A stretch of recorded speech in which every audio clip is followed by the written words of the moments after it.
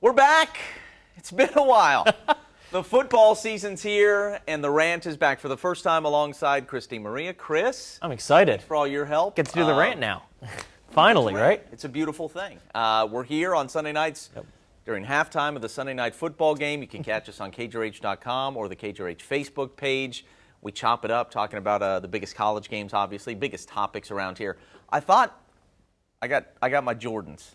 You don't get to see that during my sportscast usually. I thought maybe you would with the Rant, but we're a little bit tighter than I thought on the shot. So my wife got me these for my anniversary. We're rocking some joys. So, hey. I'm not, so you don't get to see my shoes. That's how you start season number 8 of the Rant. All right. Chris, we had 3 pretty good college football matchups yesterday. Interesting ones for sure. Very interesting. OU, obviously, renewing that rivalry. You were out there, baking in the sun. I was, yeah. What was it like out there? Well, look, the big idea here, one, man, I love the reunion part of this thing. You got Bob Stoops, the Bob Stoops that we all knew was inside there, but he was afraid to, just unleash on us when he was the head coach at the University of Oklahoma. He was having fun with his buddies on the college big noon kickoff thing on Fox or whatever. Barry Switzer firing the cannon. Keith Jackson was inside the stadium. It's just such a great reunion to bring. We remember what he did, back in 1986 or 87, taking the end around to 80-plus yards. So many great moments in this rivalry. Trev Alberts, Nebraska athletic director there. So many great moments in this rivalry, and to see these two helmets together, it's such a great helmet game, right? To see these two schools back on the same field again was a fantastic thing. With regard to the Sooners' performance, there's probably been some overreaction. I get it. That's what happens. But I don't think it's overreacting to say that we did overrate these guys in the preseason. I certainly did.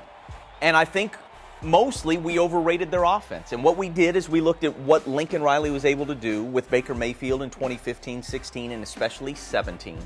And then what he could do with Kyler Murray in 2018. And then Jalen Hurts for at least the start of 2019. And we projected that with a guy who's got an arm like Spencer Rattler, which is Patrick Mahomesian, right? I mean, you don't find guys with better arm talent than what he has, and we all assumed that this offense was going to go back to the 2017-18 levels, and they're good, not great. That's what it comes down to. They can get better. I think they will get better. Lincoln Riley's teams usually do. Certainly good enough to win the Big 12, and this is such a crazy year in college football. I mean, if you're going to jump up and knock off somebody, we saw Alabama struggle with Florida yesterday. Everybody has looked mortal. Ohio State, for instance, we'll talk about them in a little bit. OU has its chance to maybe steal a national title, but they're not as good as we thought they were, and certainly the offense is not. The defense was really fine yesterday, and the biggest reason they were able to win. And so, they're 3-0 with a lot of work still to do, and I would say that the offense is good, not great, and I'm not even sure they can get to great if we're talking about the 2017-2018 level of great. There are things to nitpick with Spencer Rattler. I won't deep dive that.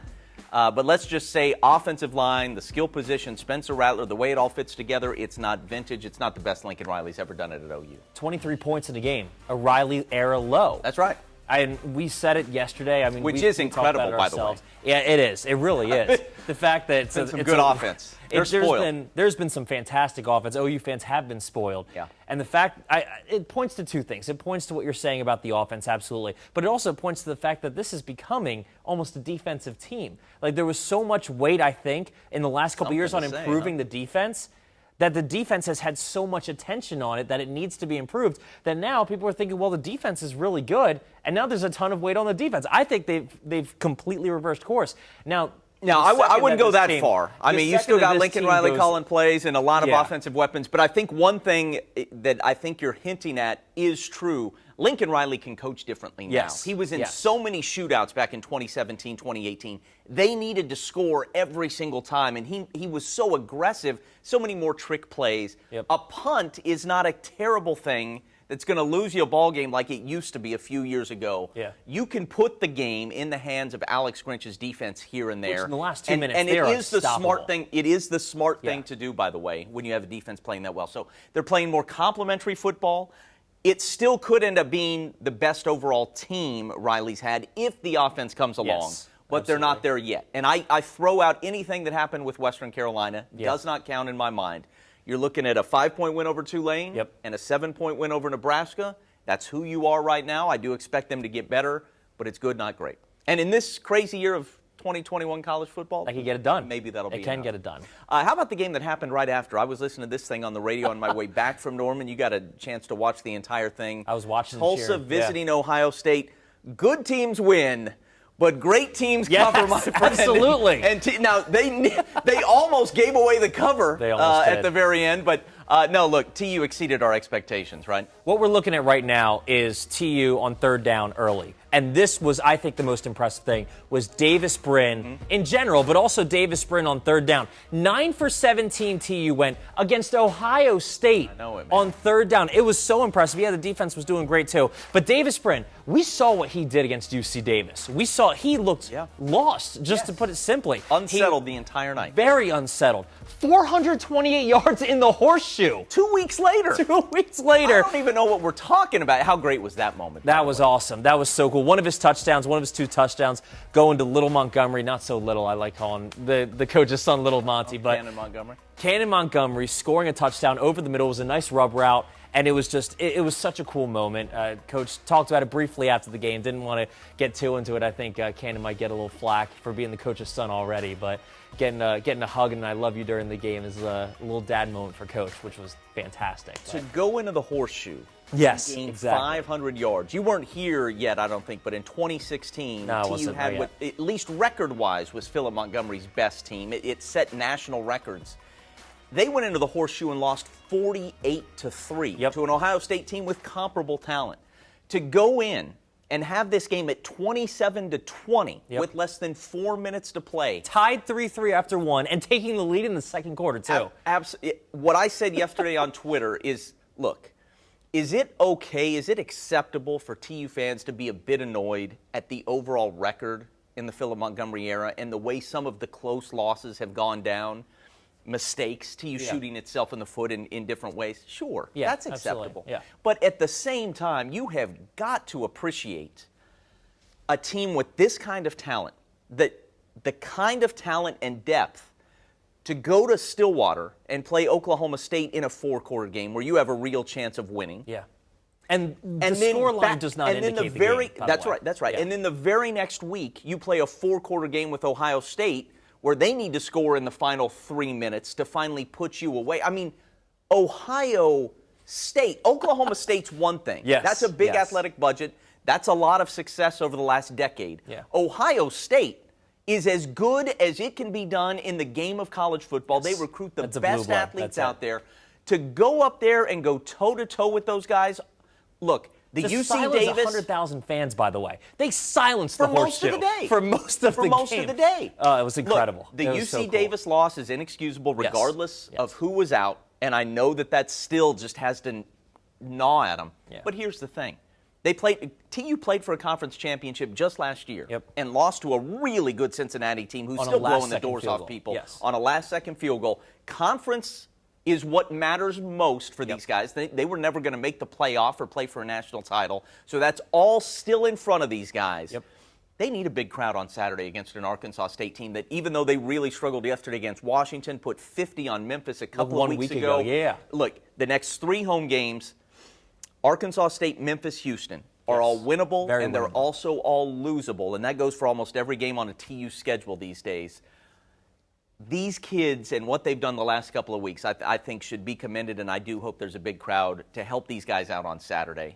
It was fun watching Davis Brin grow in the last few weeks. And it opens the door. And my question for Coach Montgomery on Tuesday will be, so with regard to this offense, what's next? And I assume that it's consistency. We've seen flashes of brilliance from everybody, from Brin, from the running game, from the receivers, from the offensive line. Put it all together, and this becomes a pretty dangerous team. One last thing about Davis before we move on. 5 receivers had multiple receptions in this game. I mean, you look at Josh Johnson, he went off 148, 149 yards and a touchdown. Like, they went off. But he's spreading the ball well. Like, I think 3 or 4 receivers got a single reception. But 5 receivers with multiple receptions in this game, he wasn't just going to his main guys. He was spreading it around with an offensive line, by the way, that was down to their second string most of the game. He had to get rid of the ball fast. And so I think that everything is starting to mesh for him. I think he's getting confidence. I think he only gets more confidence over this 3-game homestand if TU does what we know they can do. All right. Now, We go to the game that we both got to watch. Oklahoma State and Boise State. We got to stay up late and watch this thing last night, and it was bananas. When it ends like this, yes, when it ends with Mike Gundy doing his thing and walk-ons like Cale Cavanis getting after it as well, you know it was an interesting night on the Smurf turf. There goes Jalen Warren. Your big thought on this game, Chris? I mean, that's my big thought. The run game. They did it with the run game. Spencer Sanders had 13 pass attempts in this game, 18 rush attempts. Jalen Warren, what was it, 32 rush attempts, over 200 yards, 2 touchdowns. He is RB1. You said it. I mean, I'm going to give credit where credit's due. You absolutely said it, that Jalen Warren came from Utah State, first of all, playing back in the mountain air that he's used to. Yeah, he likes that mountain. Comes over from Utah State and absolutely blows the doors off Boise State. We had both said that running was the way to beat Boise State. I did not think that OSU was going to look like an Army or a Navy that just like only ran the ball the entire game. I think Mike Gundy is truly a guy that figures out how to win games and doesn't care how it looks. Yeah. Yes, you get the blocked field goal at the end. That was fantastic. But Mike Gundy knew that the run game was going to be how they got it done. And he sent Jalen Warren out and said, go run wild for 215 yards and 2 touchdowns. They kept giving him the ball. They told Boise State, we are going to run the ball. And Mike Gundy knew it was going to work. Mm-hmm. He figures out how to win games. I called him last night the Jamie Moyer of head coaches. He might have been in this game a while. He's not going to flash you. He's not going to throw 100 miles an hour past you. He's not going to throw a splitter that falls off the table at 95. He is going to find a way to put the ball around you and figure out how to beat you, and that is exactly what he did. When the talent level's comparable in his 17 years, Mike Gundy has found just about every way there is to win a game. And the last 2 weeks, special teams have been huge. Jason Taylor with the block on the field goal there. I don't think they win the Tulsa game if L.D. Brown doesn't have the 98-yard kick return. So special teams, and Mike has a hand in that, sort of a special assistant, I suppose, right. with regard to special teams. So I know he was fired up about that. And then the toss to Cavanis at the very end, a walk-on when they needed, on third down when they needed a play to be made to put the thing away. No doubt, he feels really good about being resourceful and finding a way to win this thing. Now, as you project ahead, is this going to work in Big 12 play? Not being able to throw the ball? You got to get those receivers back. You definitely need Tay Martin back. You need the passing game to look much different than it certainly did last night and even last week against Tulsa. Oklahoma State, just like we were saying with OU, they got to get a lot better if they're going to have the kind of season they hope to have. But 3-0 is 3-0, and a win at Boise is a win at Boise. I mean, that's a really good win, and credit the defense, which you can count on for Oklahoma State. What Jim Knowles has going now, it's no coincidence, it's no fluke. They are really good all the way around and great on third down. Losing starting safety Trey Sterling for the season, injury last night, that's huge, but they do have some depth. So I wouldn't know how to project Oklahoma State going forward. I was thinking about this coming in. I think the projected records I had for these teams in the regular season was OU 12-0, OSU 9-3, TU 8-4. And it's funny, I think OU and OSU, neither one is as good a team as I thought they would be coming into the season. But those records are still attainable. OU can certainly still go 12-0. OSU can go 9-3. TU is a team that I think probably is every bit as good as I thought they would be. I mean, I didn't think they'd go into the shoe and play that well. And 8-4 probably is not attainable. So it's just a fluky, crazy year in college football nationwide and here in Oklahoma as well. How many games in a row has TU covered against ranked opponents? What did you say, 12 last night? Well, ESPN posted number. this last night, correct? Now that ESPN's all in on the gambling thing. If Philip Montgomery could have that written into his contract, that'd be a nice little cover. Nice just little bonus. Against those teams. Look, that speaks to something about that team, does. and we'll make this really quick as we get out. They play better when they have a chip on their shoulder. Yes. And it also speaks to something that needs to be addressed with that program. They need to play better. They need to bring their best in some of those moments where maybe their very best isn't needed. UC Davis, for instance. You've got to bring a better effort than that because everybody in the TU football world feels much better about things today if they're 1-2. Yes, having just played OSU and the OSU to the very end. And that's what was expected at the beginning of the year, too. A 1-2 start was what was expected. And I think that's why. I don't think anyone expected them to go off and play a close game in the horseshoe. But a 1-2 record is what was expected. I think that's what people will look at when they decide to buy tickets or not for Chapman. They've got to be a little more consistent, and they can't shoot themselves in the foot quite as much as they do, but the talent is on hand. And, we've had an eventful start to the college football season, and it's one of those where I'm afraid to predict anything going forward, but I'm excited to watch it all. Chris, good work out of you. Enjoy the game, everybody. Ravens, Chiefs, how good is that on Sunday Night Football? We'll be seeing you every week right here on The Rant.